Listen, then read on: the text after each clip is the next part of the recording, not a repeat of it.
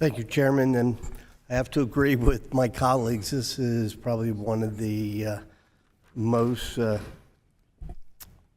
cooperative conversation we've had in here, and I'm really glad to see it because I think we all can understand that the idea of having a job, a career, is extremely important to the people for literally their life. But one of the narratives that you've talked about today, and quite frankly we hear, is in order to make it in America, you have to go to a 4-year school. That's great. Certainly I want to make sure my doctor, medical doctor, has gone there, but the idea of getting ready for employment and only going to college leaves out what you've talked about so many people. I myself went to the other 4-year school. I did an apprenticeship. So I speak from a little bit of history here, and the reason being is that, quite frankly, parents are the first line of trying to encourage their kids to pursue a career or job. And what I've heard so often is, the idea of a child who isn't pursuing college, they go to a vocational school because they couldn't do it, they're not quite as smart. That narrative is out there, and quite frankly, parents have to give their children permission to pursue an area of their career that they want to go. Always striving to do better, but the idea of doing better is only through college, I think, is something that I'm continuing to hear here. So that permission to pursue a career that works for the individual, that he can take care of his family, is extremely important. And this is why skills. You've hit the nail on the head. And this is where I want to ask a couple of questions. You brought up transferable. We used to call it portability. But skills is just a word. What particular skills we're talking about, and whether it's a registered apprenticeship, and registered equals an assessment that there are standards. If you have an unregistered program, that's great.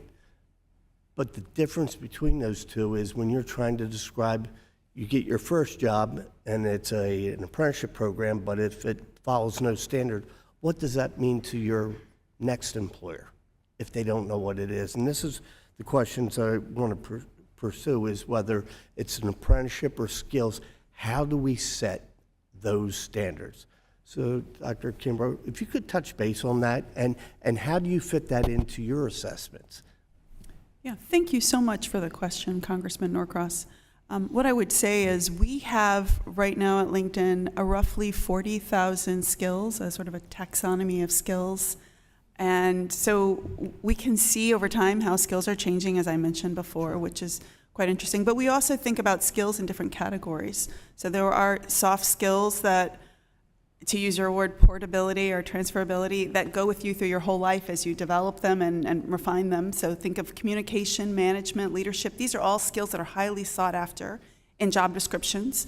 And then there are, of course, business skills, a Microsoft Word or a PowerPoint kind of skill. And then there are the digital skills, which are evolving relatively quickly, depending on the coding or if you're an online marketing expert. So we see different buckets of skills, and to answer your question, I would say all of these different buckets are evolving at different paces, but all of them are extremely important to seeing anyone survive, or I should say succeed, in their career.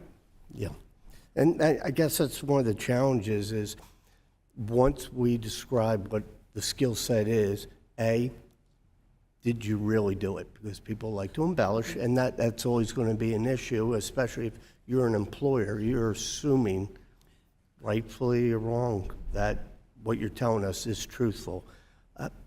How do we go through that? Because if you graduate a registered program, there is a certificate. Yes, and I understand your question now. Well, there are a couple of ways on LinkedIn that people can sort of, I would say, verify or validate their skills. One is through endorsements, which has long been a feature on the platform, which allows someone who's like your first connection, who truly knows you, to say, I worked with this person, I observed them for 7 years performing this skill. And generally, because your reputation's on the line, you're going to be truthful about the accuracy of their proficiency. The other way is there are skill assessments on LinkedIn. So those do exist, and people can take them, and there's a range of skill assessments, not for all 40,000 skills, but there is a range of them. No, but the idea of heading this way, the other side of the coin is the employer when they're looking for it. So we have been trained that if you're college, it's better than a skill set. The term bias is not where I'm going, but an inclination that you want to hire somebody who has a 4-year degree versus somebody who has outstanding skills. How do we address that? I mean, you've talked about it in a couple different ways, but how do we get employers to say it's what job you can do well, not necessarily what piece of paper you carry with you? Thank you for the question, Congressman Norcross. I think it's a very important one, and I'll illustrate one example that we've used in our labs out in California. We have labs in Pennsylvania, in the Midwest as well.